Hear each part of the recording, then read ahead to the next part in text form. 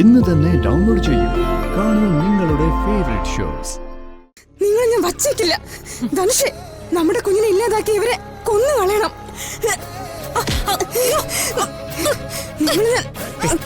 സ്നേഹ, സ്നേഹ,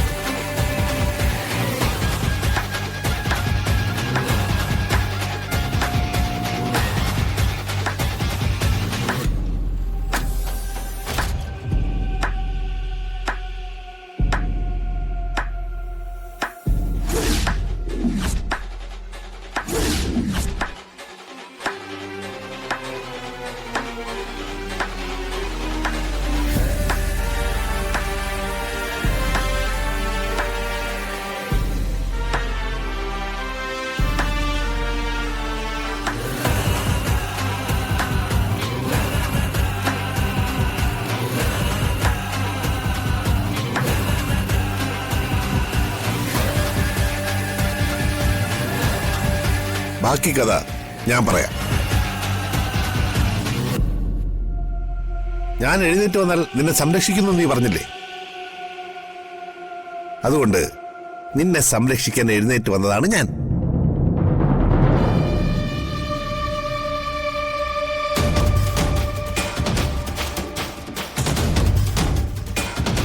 എന്റെ അസുഖം മാറിയിട്ട് കുറച്ച് നാളായി. പക്ഷേ എന്റെ ഭാര്യയുടെ യഥാർത്ഥ മുഖം തെളിവുകൾ സഹിതം അച്ഛന്റെ മുന്നിൽ അവതരിപ്പിക്കാൻ ഒരവസരം കാത്ത് വയ്യാത്തവനായിട്ട് ഞാൻ അഭിനയിക്കുകയായിരുന്നു.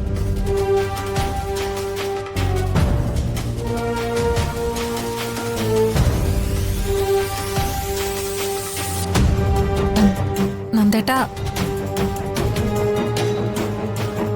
ഉഗ്രവിഷമുള്ള പാമ്പാണ് ഇവൾ. ഒരേ ഒരു അടിക്കുള്ള അവസരമേ കിട്ടൂ. ആ അടിയിൽ ഇവളുടെ പത്തി അടിച്ച് ചതയ്ക്കണമെന്ന് നിർബന്ധം എനിക്കുണ്ടായിരുന്നു.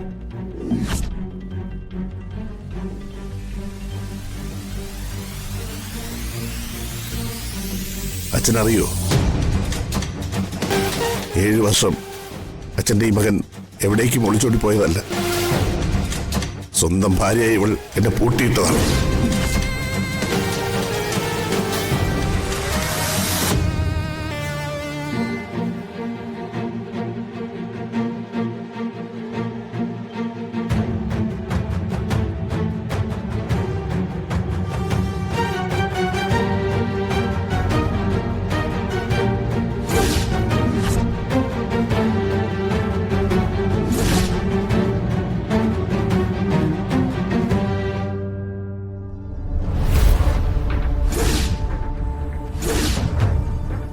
ഈ അവന്തികയുടെ ഭർത്താവ്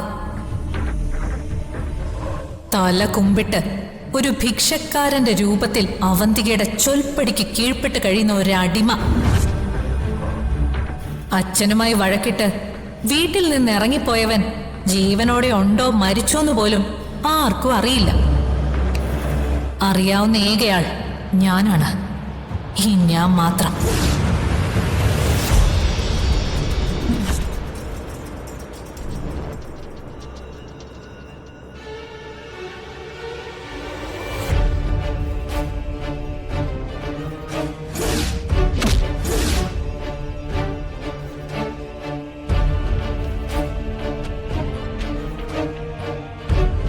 ഇപ്പോൾ ഇവളുടെ തനി നിറം അച്ഛന് മനസ്സിലായില്ലേ?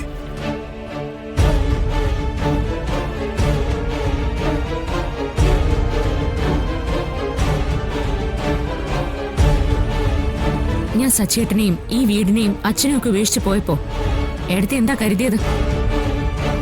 എന്നേക്കുമായിട്ട് ഞാൻ ഈ വീട് വിട്ടു പോയതാണെന്നോ?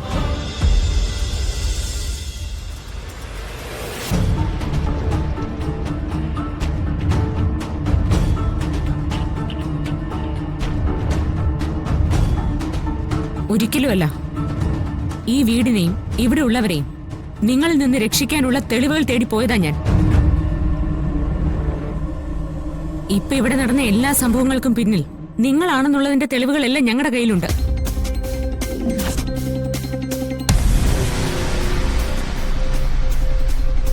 അച്ഛാ, എന്റെ കുഞ്ഞിന് ജാതകദോഷം ഉണ്ടെന്ന് ആ ജോത്സ്യനെ കൊണ്ട് മനഃപൂർവ്വം പറയിപ്പിച്ചത് ഈ ഏട്ടത്തിയാ.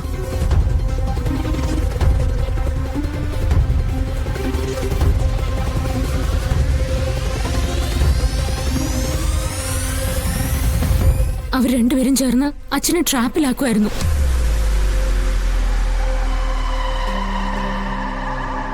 അച്ഛാ, അത് മാത്രമല്ല, നമ്മുടെ ഫാക്ടറിയിൽ നടന്ന തീപിടുത്തത്തിന്റെ പിന്നിലും ദാ ഇവരാണ്.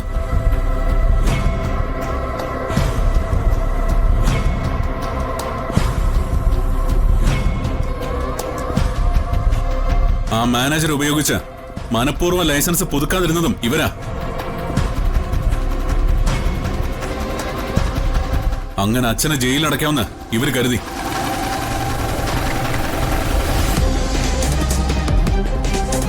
സ്നേഹയുടെ പ്രഗ്നൻസി എങ്ങനെ ഇല്ലാതായി നിങ്ങൾ എല്ലാവരും കരുതിയിരിക്കുന്നത്?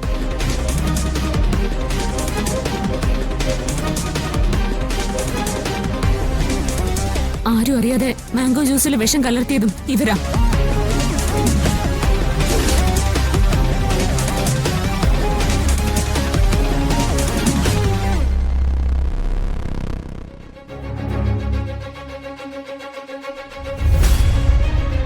കഴിഞ്ഞ ദിവസം അച്ചു ചേച്ചി പറഞ്ഞിട്ട് ഞാൻ അവന്തികേട്ടത്തിന്റെ മുറി പരിശോധിച്ചു.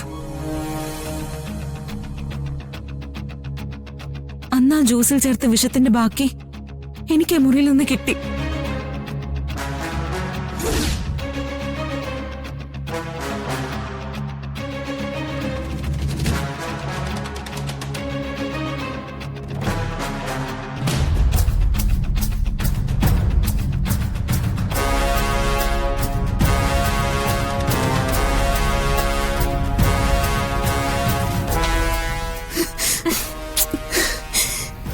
എന്റെ കുഞ്ഞിനെ നിങ്ങൾ ഇല്ലാതാക്കിയല്ലേ? നിങ്ങളെ ഞാൻ വച്ചേക്കില്ല. ധനുഷേ, നമ്മുടെ കുഞ്ഞിനെ ഇല്ലാതാക്കി ഇവരെ കൊന്നു കളയണം.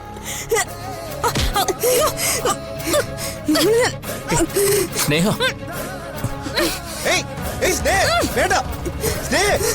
സ്നേഹ,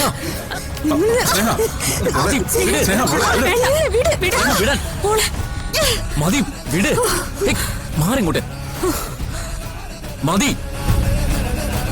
നമ്മുടെ കുഞ്ഞിന് അത്ര ആയുസുള്ളെന്ന് കരുതിയാ മതി.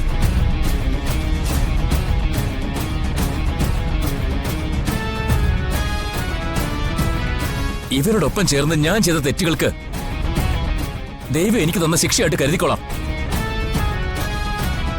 ദൈവമല്ലല്ലോ, ഇവരല്ലേ നമ്മുടെ കുഞ്ഞിനെ കൊന്നത്.